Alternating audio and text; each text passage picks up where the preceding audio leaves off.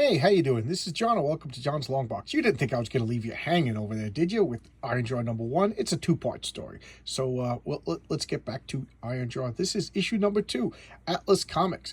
Now, notice that they put a little bit more trade dress or cover dress on this. They put Barbaric Adventures, and then they put Ironjaw Battles Man-Eating Beasts in the King's Arena. But this is also Neil Adams' artwork, the sexy chick in the corner. You know what you're getting with this, 25 cents. All new, no reprint. So we got this ad over here. It's a wonderful winterland at JSCA. I don't know what that is. Okay. I can't read that. Jamaica Sales Club of America? Okay, who cares? All right, here we got the splash page. This is out of time because this didn't happen yet. This is a jump into the future. But let's look at the credits. We got Michael Fleischer, again, illustrated by Pablos Marcos. So this is a whole new artist, whom I absolutely love. By the way, I love Pablo Marcos. I'm more familiar with him as an inker than I am an artist. But you're gonna see this is great. Lettering by Alan Kupperberg, and so Alan Kupperberg was he went on to DC as an editor and a writer, and editing by Jeff Roman. And we already know because I already showcased #1 yesterday, so 1975. So let's look at this. So just look at this wonderful artwork. This is so good. So this is the medieval castle in the far-flung future. Remember, they don't really talk about the how many centuries or how many years or whatever after the bombing, but that's what it's, so this is the future of the United States of America, or the world. The whole world is a nuclear wasteland. How cool would it have been to explore this world if this comic had succeeded, or if this company has succeeded? I don't know how well the individual comics sold. I think Atlas went out of business because of bad business decisions, not so much a bad sales, because I can only imagine these sold well. Maybe I'm wrong, but here's the jailer checking in on sexy chick. Also, I must point out, this is the second time she doesn't have a name. She's sexy chick, and look at it. They're just messing around with her. Good morning, Trent, but there's no need to wash your dirty face. After this morning's activities, your appearance will no longer matter. And little playing a little grabbies over here. There's no time for waiting, wench. Your public is impatient. So what are they doing? They're marching around here. They're tying her to the stake, and they're pouring honey all over her. Bears like honey, so she's just coated in honey, and they're just having a good old time. And here's the king. The king is just checking out what's going on, and my computer's going berserkowitz. So, geez. All right, so here comes some badly drawn bears, and she's just covered in honey, and here comes the bear. And what is that? That's Ironjaw's unicorn comes out here. Is it impossible? Not for the super bodybuilding dynamic system, which will summon monsters. I always wanted that. That would have been cool. But anyway, here comes the unicorn. It just runs out, and then Lockjaw. Ironjaw comes running out, jumps on the unicorn, and just smashes the chain and saves the girl. You saved me. How could I ever repay you? When there's time, I will show you how. So she jumps on his back. Note that there's no honey. I would have been like, don't. I saved you, but I ain't touching you until you clean that shit off. I don't know about you, but I cannot stand having stickiness all over me. Like, I don't know. I remember when we were kids, we'd pour like Elmer's glue on our hand, but that was about as much as I could deal with stickiness. God, honey all over my body, forget it. Even in a life and death situation, you got to stand over here. So now the princess is getting her hair drawn. Is that correct? Hair drawn, hair taken care of by her attendant, and she's like, Ironjaw, I don't know Ironjaw, but I do know your brother. She's like, you have a brother. He had a birthmark and everything. She's like, so it's true. So now we learn the story. The good king with the dirty blonde hair, and who's that? That's the queen. So they had kids, twins. One was a girl with black hair. One was a boy with black hair. One was a girl with this. So they look like that. And she had a secret lover. The secret lover he desired the throne, and he he attended the horse that the king rode on, and he did the saddle poorly, so he fell off and broke his neck. Very convenient. And then she married him, and the elders were like, okay, you're going to act as king until the child becomes of age, and then the child will become the king. So you're just like what's that called, a viceroy. So what does he do? He snuck out the kid in the middle of the night, gave him to one of the attendants, said, go get rid of this kid. So they put the kid in a mountain and left him there. And she's like, so but he lived. She goes, how could this be? Well, you know how it is? Because Charles Atlas came out. Doesn't he look like Andy Kaufman? Look at that. That would be funny, Andy Kaufman redo that. And then we got Star Trek medallions. Oh, man. So now we cut to Ironjaw. So he's just like, I'm alive. She brought it to the rebels. And she's like, oh, he's a real man. He saved me. And the rebels like, oh, good. Now you know how evil the king is. We want to restore a good king. So why don't you lead us? He's like, I'm not leading anybody. You got to pay for me.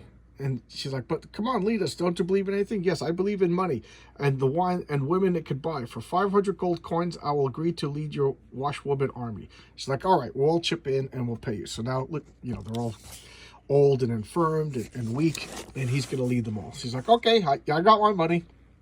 Again, I said in the last video that he was neutral. I don't think chaotic neutral, because then that would just be like Daffy Duck. But he so now he's explaining how we're going to do it.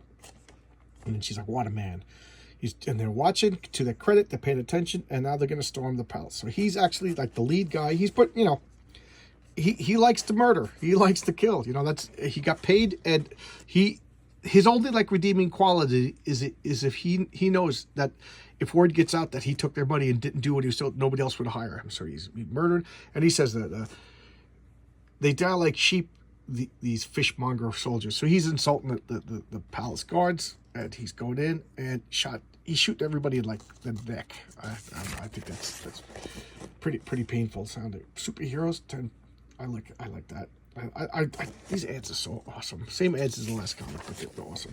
So now we got these like funky primary colors in the background. Look at that, purple, orange, and green. What is this, like swinging 60s castle? He opens up and he grabs the girl. So that's his sister. That's his twin sister that he doesn't know for. Keep silent, my pretty, or I'll be forced to wet my dagger with your blood. He's like, what do you want? What does a man usually want with a woman? I want you to ride with me. Wait, you mustn't. Quiet, female. You will be worthy companion. Come, we leave, but you cannot go. I'm your sister. You deceitful wench. How could I be a brother to you when I am the son of the robber Tarlock from the kingdom far away? She goes, your precious Tarlock. Look, we have the same birthmark. He's like, by the great machine. So this is the first time that the great machine was invoked. This is like his deity that he worships. And again, I would have really liked to have seen the future of Ironjaw. They're setting up a really good world build, and I trust Michael Fleischer. So he's like, tell me about so that guy's my father. She's like, no, that's your stepfather. He murdered your real father. He's like, okay, well, I'm still going to tie you up anyway, in case you're lying. So, he's fighting his way out. She's all tied up, and he's just going out to finish the business. Here we got some high-paying jobs in drafting, and this guy with no arms or legs crawling around like a caterpillar. I don't really like to look at. A wallet full of like fake government IDs, because that's the 70s were a different kind of place, everybody. And they were waiting for his order, and unfortunately the girl got captured. We're gonna, death to the evil. Oh no, she didn't get captured. She's just laid down waiting, like, is Ironjaw alive? He loves him and leaves him. And now he's he's looking to prove that woman is not his sister, so he could do his version of lovey-dovey. So now they're pouring oil on everything. He doesn't want to believe it. He doesn't want to believe it, because he would rather force himself on that woman than find out that he has a sister. So he's just killing everybody.